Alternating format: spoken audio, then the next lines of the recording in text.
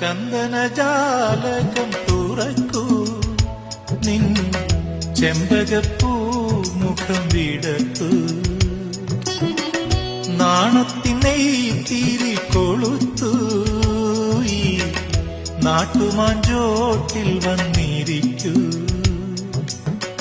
അഴകുഴിയും മിഴികളുമാ കുളിരണിയും മൊഴികളുമാ ഒരു മാത്ര എന്നെയും ക്ഷണിക്കൂ. ഈ രാത്രി ഞാൻ മാത്രമാ. പാതിരപ്പുള്ളുണർന്നു പരൽ മുല്ലക്കാടുണർന്നു, പാഴ്മുളം കൂട്ടിലെ കാറ്റുണർന്നു.